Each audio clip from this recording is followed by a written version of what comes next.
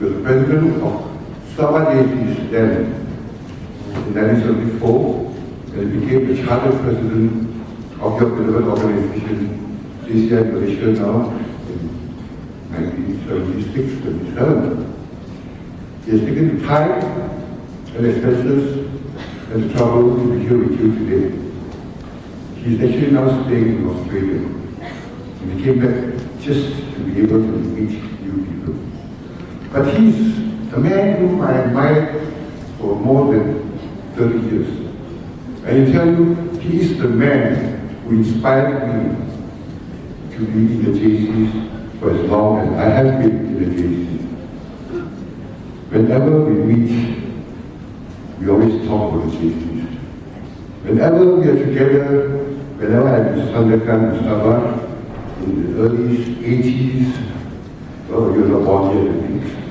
In the early 80s, we always get together, have a drink, we talk about JCs.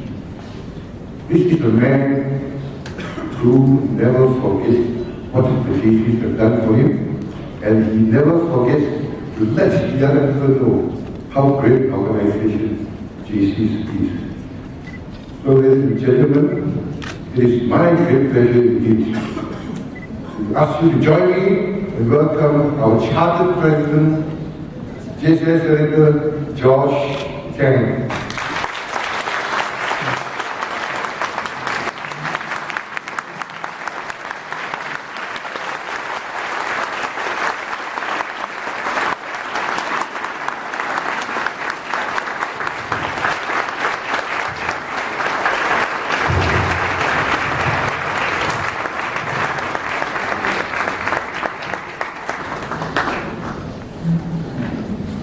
Thank you, Uncle Bob.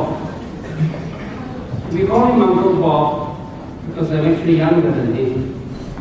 Not in age, but in spirit, the JC spirit. Mr. President, distinguished JCs, one and all, standing here in your midst brings back a flood of memories. Very, very good memories of an assembly just like this 36 years ago.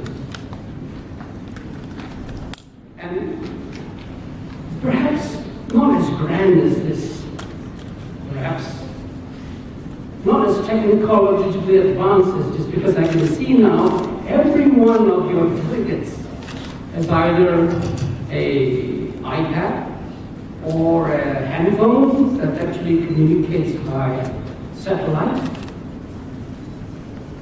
and certainly not as many members. But nonetheless, just as passionate about what we were going to do. We were going to establish the legend, JCI Malaysia. And I'm so glad to see that indeed the legend continues in you. When President Alex asked me, or really honored me, to deliver a keynote speech to you, I was thinking, what shall I say? And of course, President Alex being President Alex, he suggested 4 topics, that I might like to speak to you about.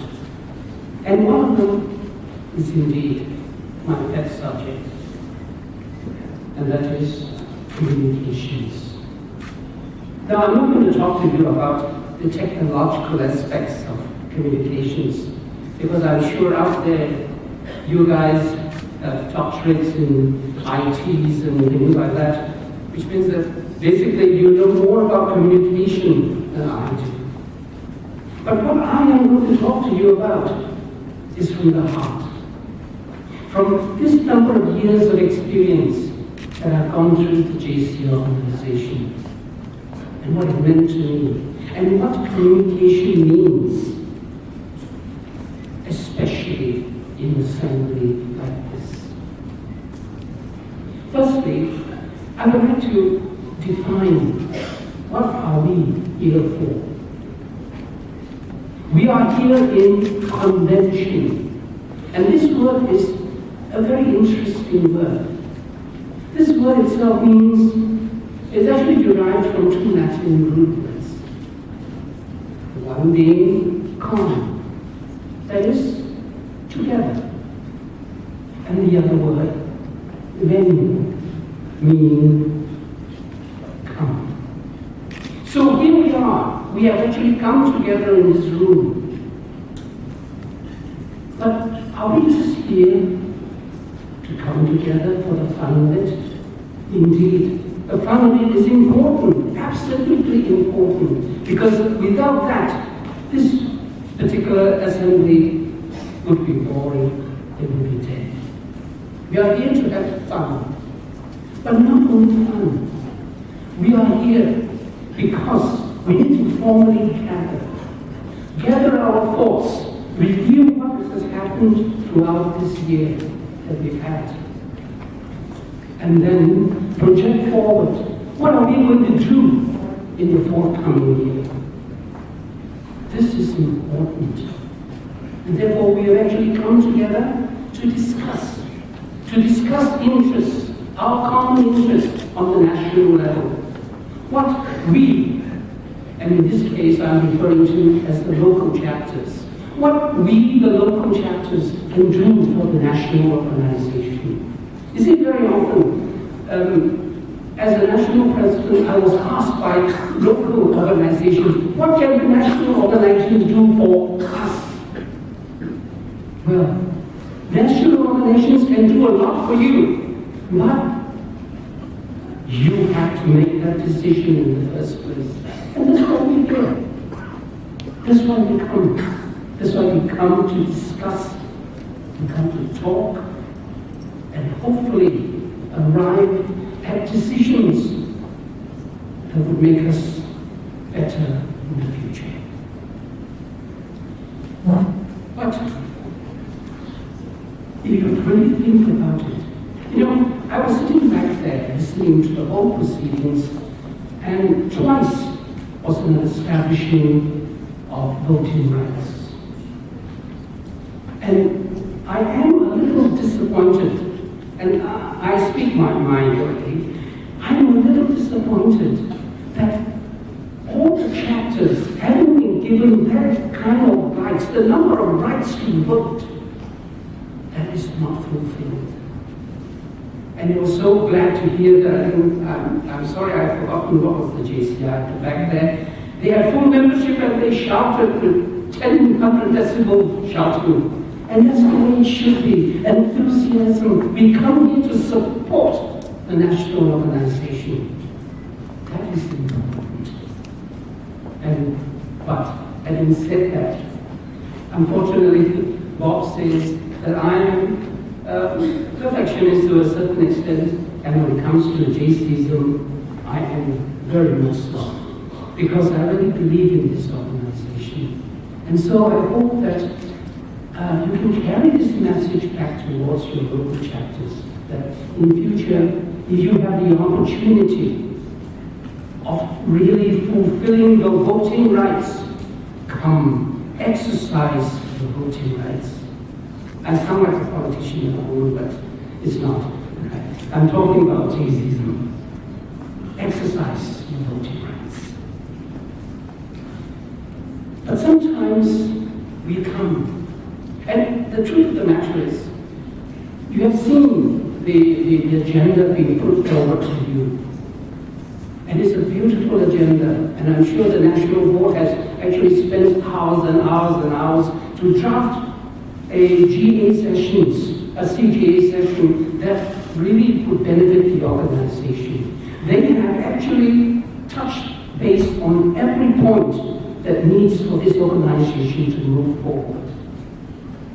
I hope that you, and I was so beautifully surprised to find that the agenda was adopted without any debate, which means that you guys fully agree, fully subscribe that here we are now in GA, And therefore, we will communicate, we will discuss, we will vote, and we will bring this organization of ours to a much higher level.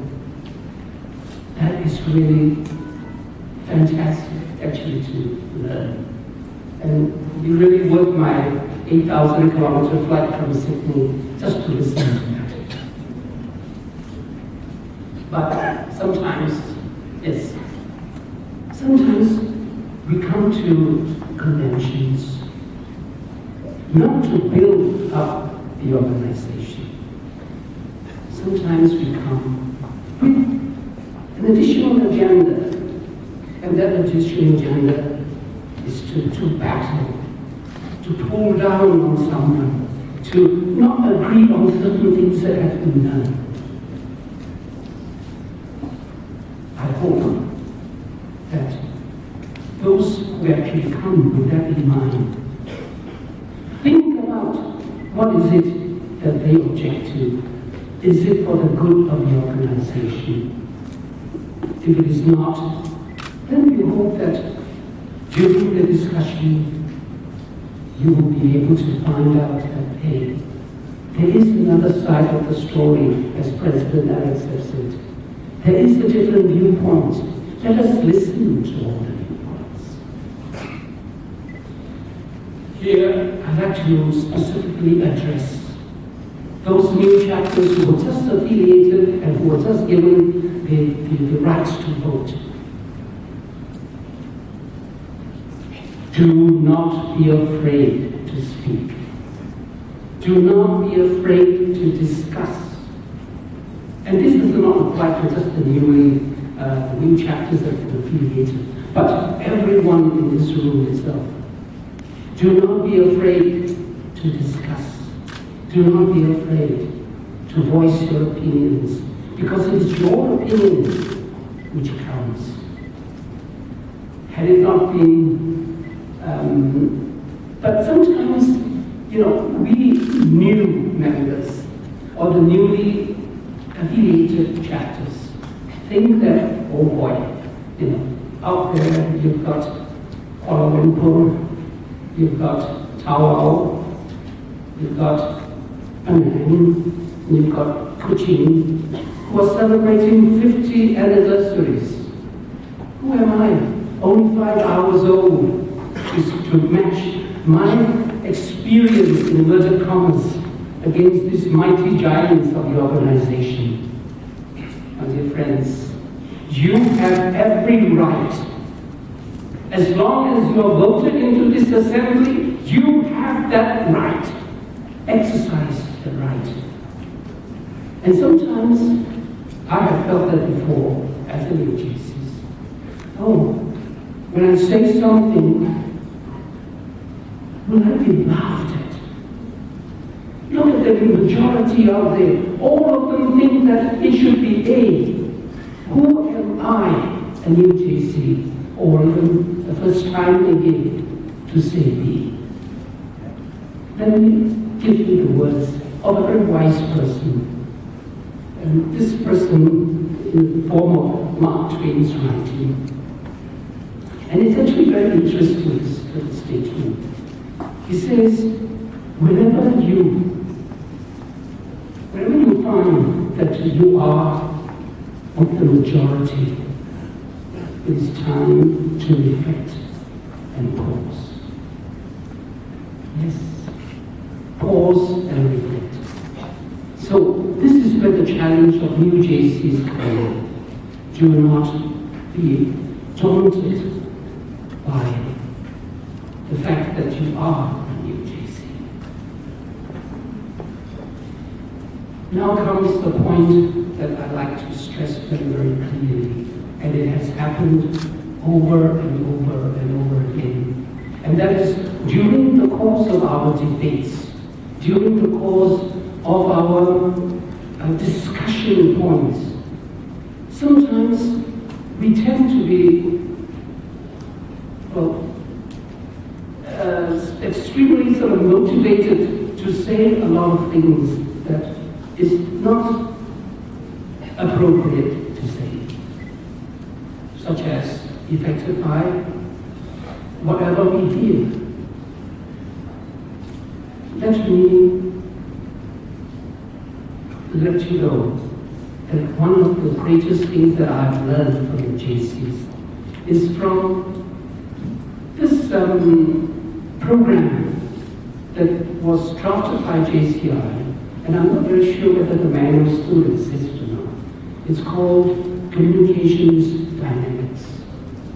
Is it still existing? And there'll be trainers here that actually use that. Communication Dynamics here. I've never heard of it. That's good. That means that Bob and I are the only two persons who actually know about it. In there was an example given. And that example is given for that what we need to do is to feel. Feel for the people that you are speaking to. Feel for your address. And this particular manual tabulates and shows one great, it's not great actually, but it's just that they used the chorus from a song that was actually written by Joseph and popularized by Elvis Presley. Of course, I think none of you would actually know of these people, or would you? Or Elvis Presley maybe, but certainly not Joseph. Now, that particular song goes to talk about the need to empathize with people, the need to understand why the person is saying what he's saying. Because very often, when we don't understand that person, we seem to think that he has said something which he never said, but which I think he said. I hope I'm making sense there. Because very often, people say something and we react. The words of this song is simply this. Walk around in my shoes. Just walk around in my shoes. Before you abuse, criticize, and accuse, then walk around in my shoes. It is very important. It is so important that if you do not understand that person, then please know him first or know her first before you debate. I'll give you a very good personal example here. And this happened to me after we had retired from Singapore. We came to KL to stay. And being a retiree with nothing to do, my wife and I had to live up. I still remember that word. So in the shopping malls, actually we were doing our daily exercises, walking the floors, not lying or anything. But very often we get a little bit hungry, and we like a bite to eat. Now one of my idiosyncrasies is that I love to eat chicken bone. You know, not eat a chicken bone, but eat the chicken flesh off bones. And the part of the bones that I really love are those little tiny ones, the rib cage of fried chicken. That's my, real hang-ups. So one day we went past KFC, and we ordered our usual 2 pieces. No chips, nothing, just 2 pieces.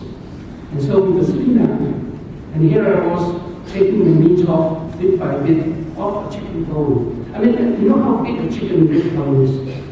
And out of the corner of my eye, I saw a couple, a young couple, about to sit down 2 tables away from me. And the guy then suddenly came over, and he said in a very soft and very gingerly voice, "Hey, uncle, we bought too much.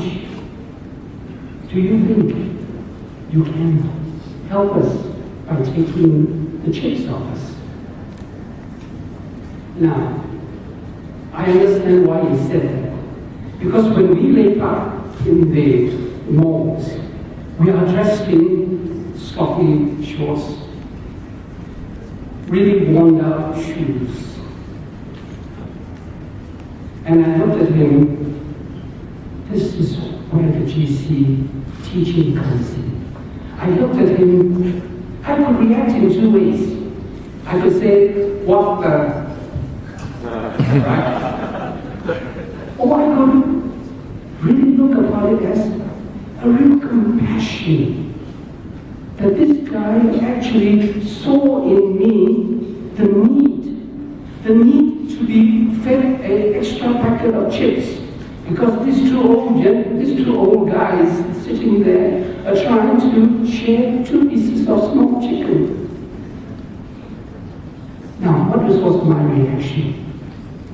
I had to make an instant decision then, and this is where this old Joe South song came in, and then suddenly realized that, hey, why not take it for the benefit of the doubt that this guy is compassionate, that he is seeing a person in need, and in need I help.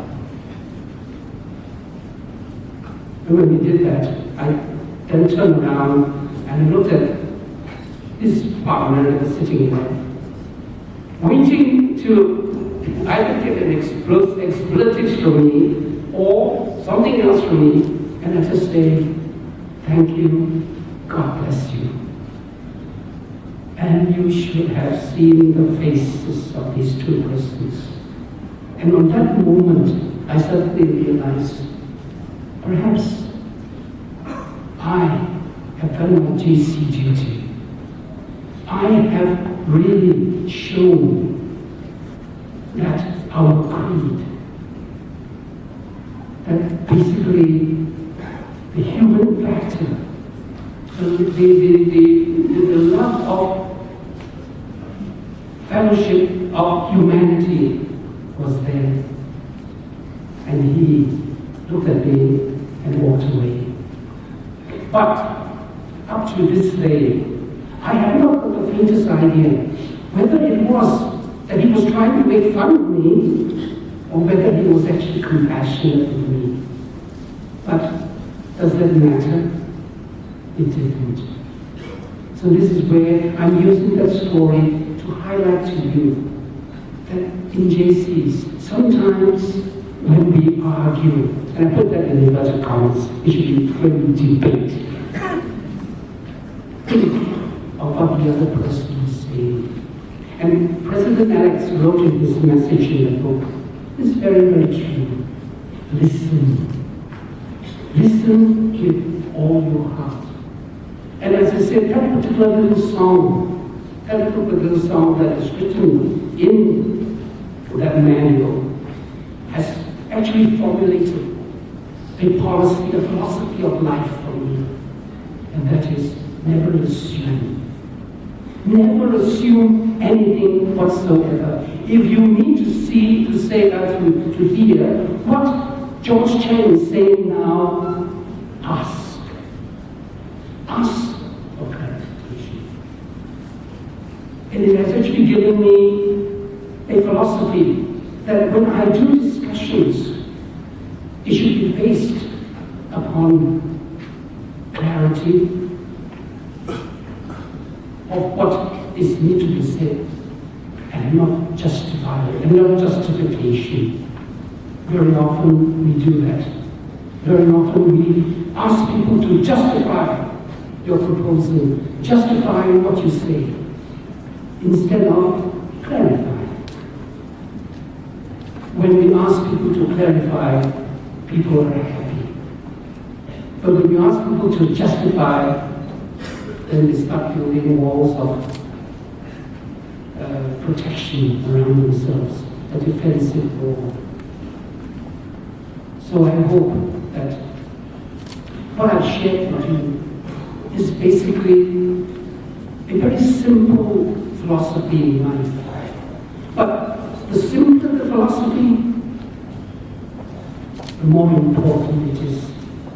And I found it truly in JCs, in all the number of years I've been working with the JCs, that is so critical to be able to communicate, without creating animosity. President, I was given exactly 20 minutes. Actually, when I saw, this is again a new terminology, I never knew that the word timed agenda means that I was supposed to speak at that particular time. I thought timed agenda means that there'll be a guy with a timekeeper saying that George Chang, you've got 20 minutes and that's all you can get. Until yesterday, my dear uncle there told me and informed me what time agenda meant. Thanks God. Now, but anyway, my time is up anyway, and I'm sure that you want to get on with your work in making this organization what it should be. I would like to finally share that I hope that whatever I said to you may be old-fashioned, maybe that I'm talking about old times, but let me guarantee you, there's never anything old in JCs. The name itself implies that. Junior Chamber of Commerce. Does anyone actually know that name, Junior Chamber of Commerce? That the JCs actually came from that? You did? Oh, that's good. So that means that forever you're a member of JCI, you're forever a junior. Isn't that lovely? Especially for guys like me. But whether you're a junior, whether you're a senior, a JC is always a JC. And this JCism will definitely see you through life. But, like anything else, input equals output. Do not expect output when there is no input. So therefore, for the rest of this General Assembly, input, my dear friends. Show what you can do. And I'm sure that with the kind of zeal, with the kind of passion, with the kind of enthusiasm that I can see around this room, you will succeed. You will bring JCI Malaysia to a much higher level than it has ever been.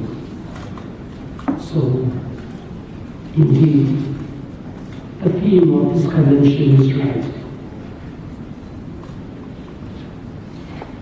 Yes, indeed, the theme is correct. The legend